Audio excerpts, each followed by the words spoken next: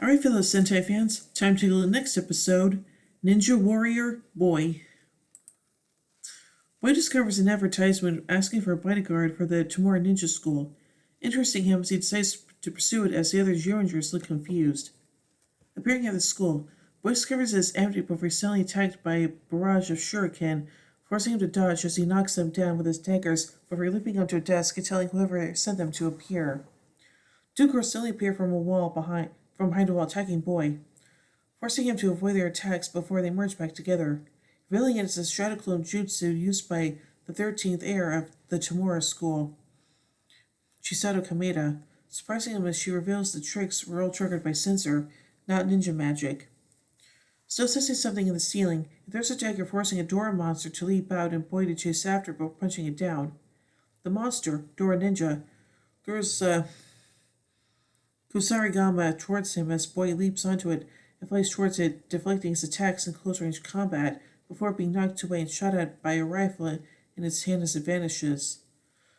Chisato approaches after Dora Ninja leaves, asking Boy where he learned ninja arts, as he states he mastered them himself, and curses Pandora for appearing. Chisato claiming they're probably after the elixir of life. In a lab, an older gentleman is working as Chisato leaves Boy inside as Chisato reveals that whenever her father works in the elixir of life, he just ignores everything around him.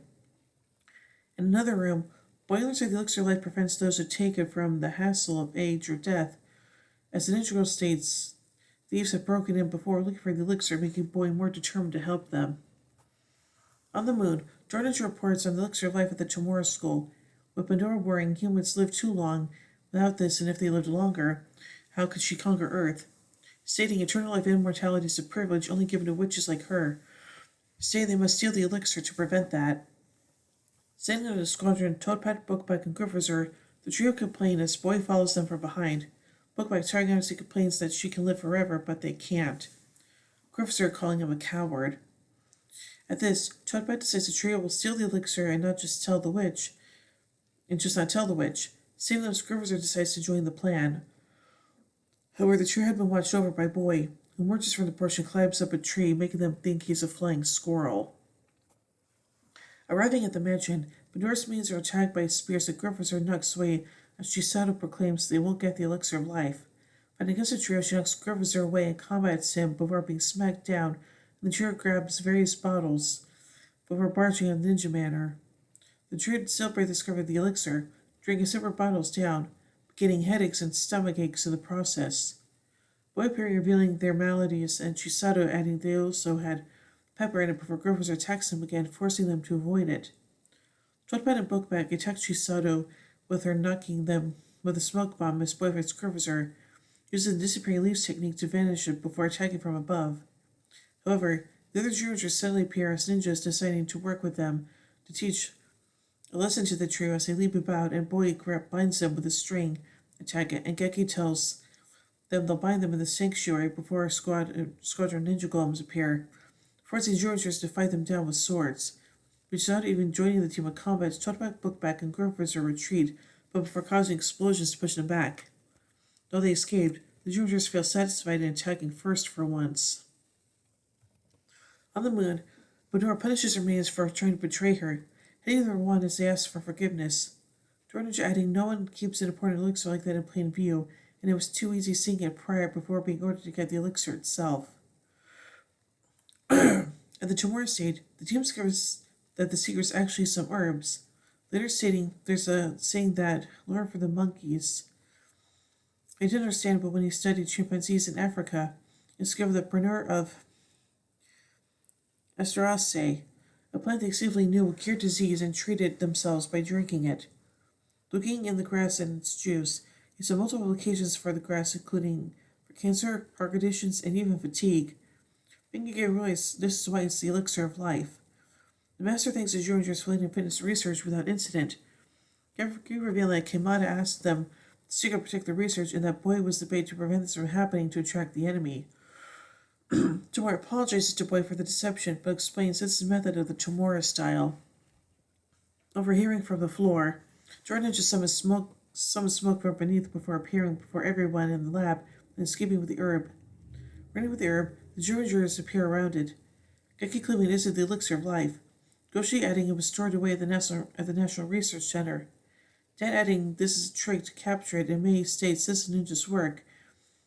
And Boy adding doesn't have the knowledge to be a ninja with its deceptive abilities before they'll transform into Zyuranger.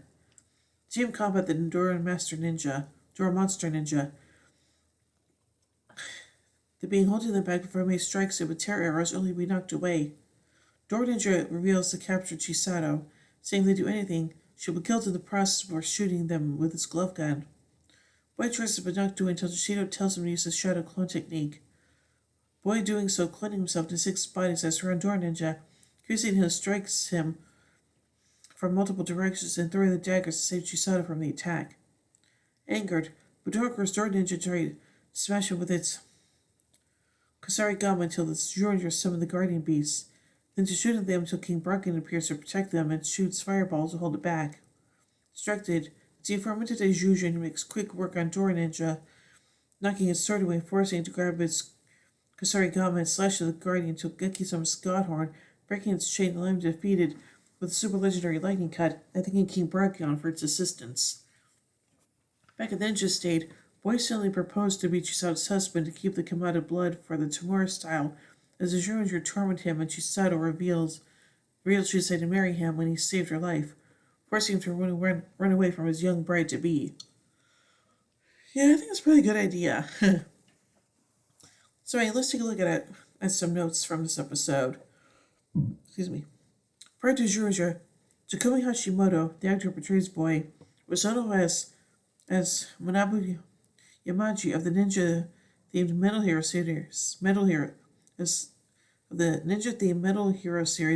Sekai Ninja Senjiraya. Susumu Takaku, the writer of this episode, was also Jiraya's main writer. Did not know that.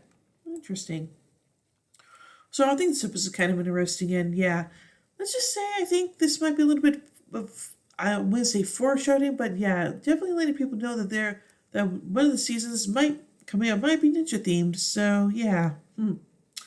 So overall, I give Ninja Warrior Boy 3 Megazords out of 5.